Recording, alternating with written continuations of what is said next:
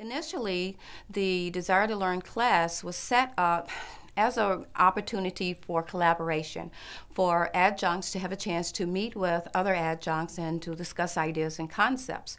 But what we found from teaching this class several times, that it's also an opportunity for them to learn a little bit more about the use of the tool Desire to Learn. A good example would be one of the activities in this class is to have the teachers to visit our distance learning group as well as CETL to maybe take a class or maybe ask for one-on-one tutorial. That's actually an assignment for the teachers. And doing these types of assignments, they become more familiar with the use of the Desire to Learn. And it's so interesting because some of the feedback actually suggests that now they may be interested in teaching an online class. It was truly not the intent, but indeed it actually happened just for the mere fact of them taking this course. Another thing that happened, they became a little bit more sensitive to what students actually go through when they're taking an online class. So the tool itself was very powerful from many different perspectives. From faculty taking this course, we've had some excellent feedback. Feedback related to the opportunities to work with other faculties, to collaborate, to learn from other colleagues. Secondly, looking at this as a wonderful resource to figure out where to go for different things on campus. For example, if a student is having a problem, where would he or she go for tutoring? Where would someone go to get assistance with Desire to Learn or maybe some other component that CETL, our program, can assist them with? So that's been very positive. For the most part, faculty have encouraged us to have more classes.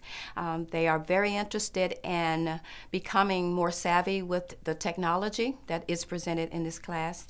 And most importantly, they have become very sensitive and aware of maybe some of the obstacles that students have who are taking online courses.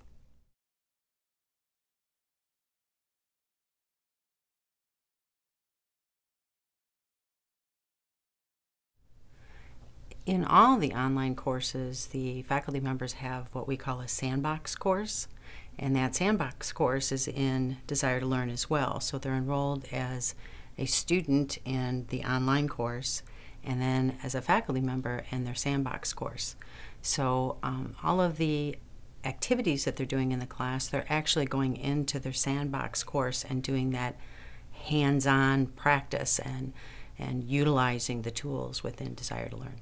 All of the courses, all of the online courses that we deliver for CETL and distance learning are delivered through Desire to Learn. And the courses are divided into modules or units.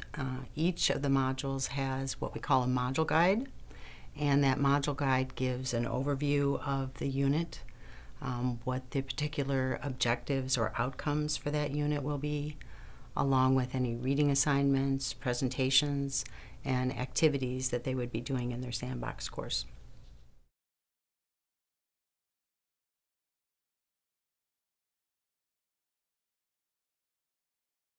The workshops are enhanced by D2L, both prior to the workshop and after the workshop.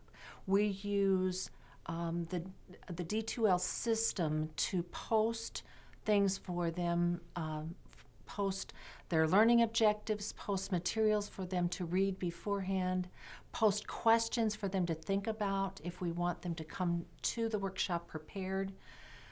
So we also use the D2L system to allow and encourage the students, our faculty members, to converse with one another afterwards so that questions for contemplation are posted by facilitators. Questions from the workshop participants are posted, and workshop participants as well as a facilitator respond to each other. So it increases the communication both before, in preparation for the workshop, as well as after in reflection about what does this really mean in terms of my teaching.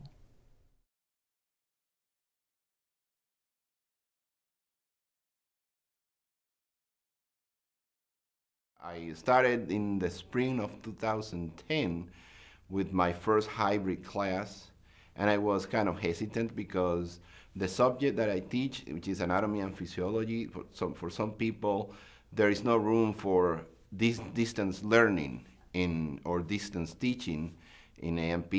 And I have to tell you, I was afraid. I thought I was going to lose some of the students.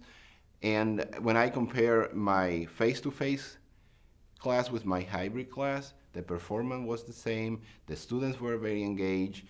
The use of Camtasia 6 Studio, which I learned through CETL, was very important in implementing this hybrid class, especially because the students can watch the lecture as it happens in the classroom, not only listen to a recording or a tape. They watch the lecture as it happens in the classroom. And when the class is recorded with this Camtasia 6, any interaction between teacher and students gets recorded. And it is wonderful because students can access the lecture from anywhere where you can access the internet and connect to D2L.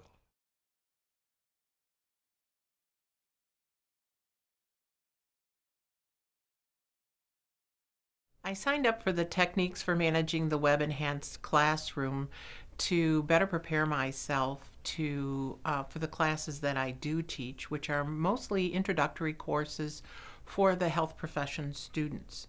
And they're first introduced to the different technology that is available throughout their programs, and also the technology that they're going to be using when they're out professionally working.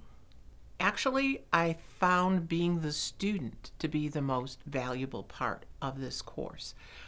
You learn the faculty part and how to make it work, but if you don't have a student on the other side who knows how to access the different technologies and sees the value in what you're putting on your website for them, you're doing a lot of work with not a lot of benefit.